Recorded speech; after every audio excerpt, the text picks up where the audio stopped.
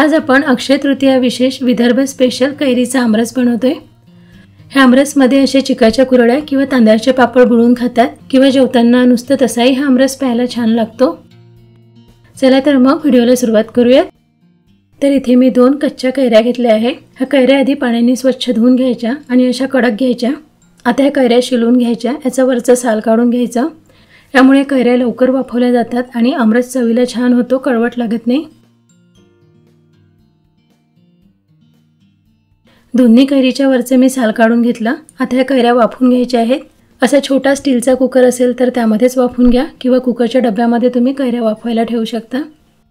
आता यात 1.5 ग्लास पाणी घालायचं आणि झाकण लावून कुकरच्या 3 शिट्ट्या होऊ द्यायच्या।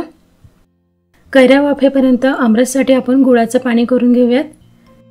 तर मी 2 वाटी बारीक चिरलेला गूळ घेतला। गूळ असा बारीक करून घेतला की लवकर विरघळतो। आता यात 1 ते 1.5 ग्लास कोमट पाणी घालायचं आणि गूळ विरघळून घ्यायचा। कोमट पाण्यात गूळ विरघळायला ठेवला की लवकर विरघळतो। जर वेळ असेल तर थंड पाण्यात सुद्धा गूळ विरघळून घेऊ शकता। कैऱ्या सुद्धा वाफवून झाल्या। गॅस बंद करून मी कुकरची वाफ काढून घेतली। कुकर थोडा थंड झाला। कैऱ्या अशा चमच्याने दाबून बघायच्या, अशा मऊ व्हायला पाहिजे। आता हे कैऱ्या वाफवलेलं पाणी काढून घ्यायचं। हे नंतर आपल्याला आमरससाठी लागणार आहे। आणि हा कैरीचा गर चमच्याने काढून घ्यायचा। कैऱ्या गरम आहे त्यामुळे पूर्ण गर मी चमच्यानेच काढून घेते। कैरीचा गर काढून झाला की ह्या बिया काढून घ्यायच्या। आता हा कैरीचा गर मिक्सरच्या भांड्यामध्ये काढून घ्यायचा आणि अगदी बारीक वाटून घ्यायचा, स्मूथ वाटायचा।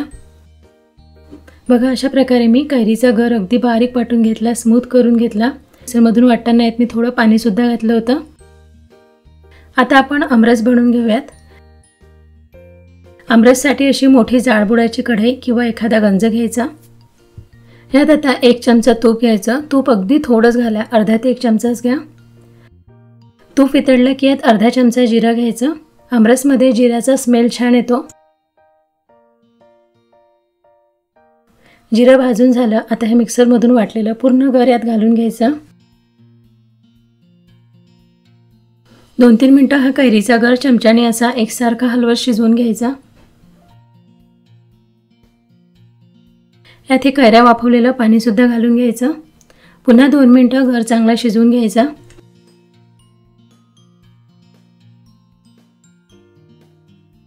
आता यात हे गुळाचं पाणी घालून घेऊयात।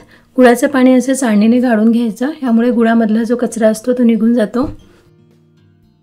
गुळ यामध्ये चांगला मिक्स करून घ्यायचा। गुळ घातल्यानंतर आमरसचा रंग असा बदलतो, लालसर दिसतो। यामध्ये आता आणखी पाणी घालून घेऊयात। आमरस शिजवताना यामध्ये भरपूर पाणी घालायचं, कारण आमरस शिजवल्यानंतर तो थोडा घट्ट येतो। तर 2-3 वेळा मी थोडं पाणी घालून घेतलं आहे। आता याला उकळी येऊ द्यायची। आता यात अगदी थोडं चिमूटभर मीठ घालायचं, मिठामुळे टेस्ट छान येते। आणि अर्धा चमचा वेलची पूड घालायची। वेलची पूड आणि मीठ चांगलं मिक्स करून घ्यायचं।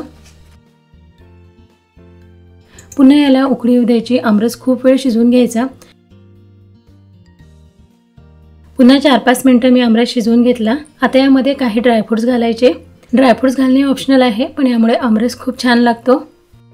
तर इथे मी 5-6 बदामचे असे बारीक काप करून घेतले आहे। त्यानंतर 7-8 काजू सुद्धा बारीक बारीक कापून घेतले आणि खोबऱ्याचा किस करून घेतला, हा सुद्धा घालायचा। आता पुन्हा 5-6 मिनिटं आमरस चांगला उकळून घ्यायचा। 20 ते 25 मिनिटं लागतात आमरस शिजायला। जितक्या चांगल्या प्रकारे तुम्ही आमरस शिजवून घेतला तेवढाच तो छान लागतो। आमरस शिजवताना थोड्या वेळाने असा चमच्याने एकसारखा हलवत राहायचा। आमरस आपल्याला खूप पातळ करायचा नाही आणि खूप घट्ट पण नको। आमरस तयार झाला आहे। आता गॅस बंद करून घ्यायचा। हा गरम गरम आमरस जेवणासोबत खातात। यामध्ये अशा चिकाच्या किंवा तांदळाच्या कुरड्या बुडवून खातात किंवा थंड करून यामध्ये बर्फ टाकून सुद्धा पिऊ शकता, खूप छान लागतो। तर कसा वाटला तुम्हाला आमरसचा हा व्हिडिओ? आवडला असेल तर प्लीज लाईक करा, शेअर करा। त्याचसोबत आपल्या चॅनलला सुद्धा सबस्क्राईब करा।